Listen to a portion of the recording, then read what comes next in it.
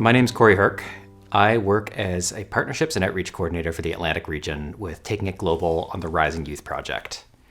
At Taking It Global, we work with young people who are inspired with ideas and are ready to take action through youth-led community service grants through our Rising Youth Community Grants platform. In this role, we work to empower young people, help put their ideas to action, provide ongoing project support, and amplify their stories in the community. What I'm here to do today is to help give you some of the tools that we use when we're working with young people who want to apply for grants, turn their projects into reality, and make their ideas into community impact. I'd like you to join me today while we talk a little bit about those tools and how you can use them best to make your project a reality wherever you are. When thinking about your project, we urge you to think a little bit about the community and the ecosystem surrounding your project before going forward also. Think a little bit about who has inspired you to do this project? Who has come before you and who will be inheriting the space after you finish? Think about who will be seeing the project, who will be participating, and who is going to be affected by it beyond just your attendees and participants. We've created a few tools for you to help with this self-reflection. They'll be linked in the program notes afterwards, but I would recommend that you check out whos.land. There's a website that we've developed to help understand who has inhabited lands here for centuries before, as well as a self-reflection guide that will be available both in a PDF and in a YouTube video, where you can be guided through a few questions to understand better how you've come to get to this project, what impacts it will have in your community, whether you were invited or asked to participate in the right ways, and what will be happening after the project is complete. We urge anybody to think a little bit about these projects in the ways that feel right for you and your project in your context, and understand that every project is different and every community is different. These questions may not be immediately apparent, but they're important to ask before getting going. When it comes time to start thinking about your project, we start off with ideation typically, understanding really what's driving us to make these changes and where are these ideas coming from. We start off by building a map. What are the idea prompts that come to mind? You can do this at home, on a whiteboard, on a large sheet of paper, or online on a platform like Google Jamboard or in a shared document on the web. We often start with questions like, what was something you wish you had here? What's something you saw in another community that you loved and wish you could replicate here? What is something that you saw happening in the news, in another space, or on social media that you think somebody could benefit back home? What is one time that you've said, someone should start this here, or one of my friends is always talking about this, or they should do this time? And build a map of those, no matter how big or how small, to understand exactly what are those drivers. We encourage you to invite other people who might be contributing in your project or supporting it in other ways to add to this document as well, as you understand what are some of the other drivers that surround it. And you might even learn something new about what's being called for in your community and how you can make it happen. The next thing that we try to do when we're working on ideation is understand who is served by these ideas. What does the impact look like in the community? Who participates? Who could participate if they had access? What are the barriers that might be there to prevent access? And what happens afterwards? In understanding who is served by these ideas, we grow a picture not just of what are the needs that called you to act in this project, but what are the needs that surround the community and what is going to be the impact of this project as it meets with the other members who might be affected by it, participate in it, or learn from it in the future. Once we understand what are the ideas and who is served by them, we like to think about what it would actually take to make it happen too. And at this brainstorming point, every answer is a good answer. Understanding if this is a project that you can achieve personally, or if not, do you know where you can draw on the competencies that will be required to make it happen? Understanding where you can look to for support and knowing where some of those gaps are, where you might not understand yet where to look to for support or what competencies are even required to make a project happen. From this point, we start to build out our idea into three main areas. While looking to build a grant application, we want to understand what is our mandate, what are our operations, and what are the resources that are going to be feeding into this project.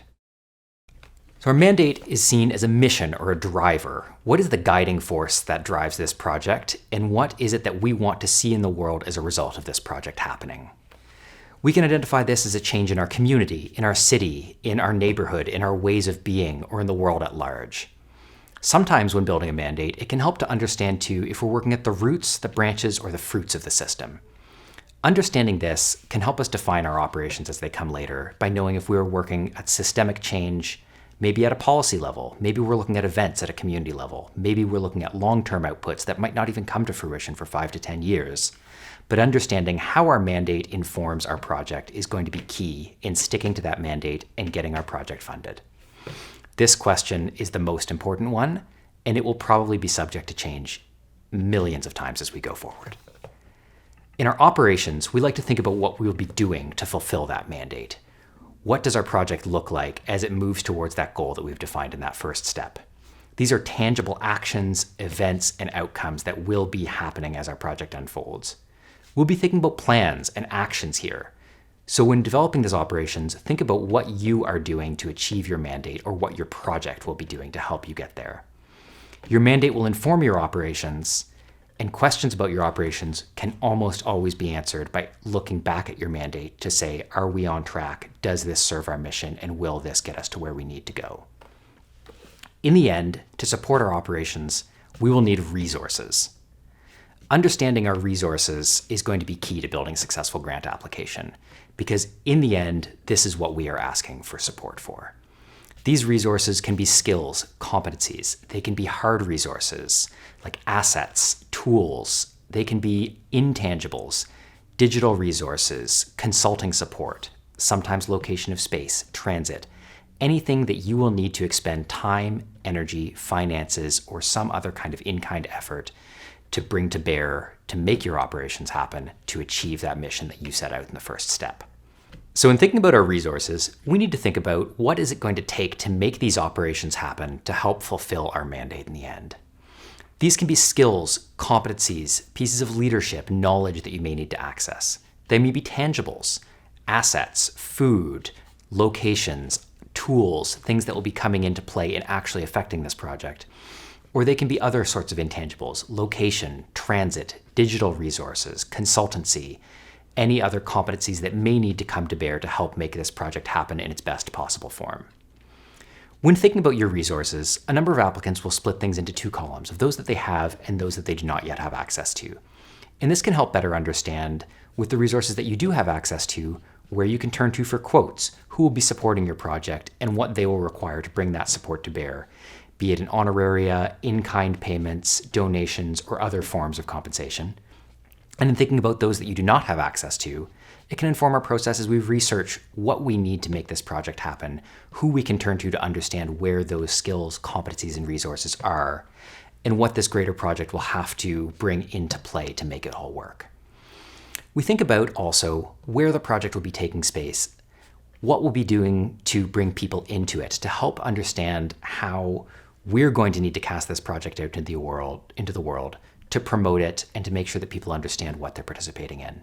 Think about what people will be taking away afterwards, either literally or figuratively, as they engage with your project, participate in it, and come out of it the other side, hopefully having come closer to fulfilling your mandate. Understanding as well your resources is going to be considerations for health and safety. Think about what it's going to take for people to engage with your project safely. What are some considerations that can be done to keep them secure as they participate? Currently, where we're dealing with a pandemic, COVID regulations are first and foremost in a lot of our mind. But as this moves forward, this can take other shapes too.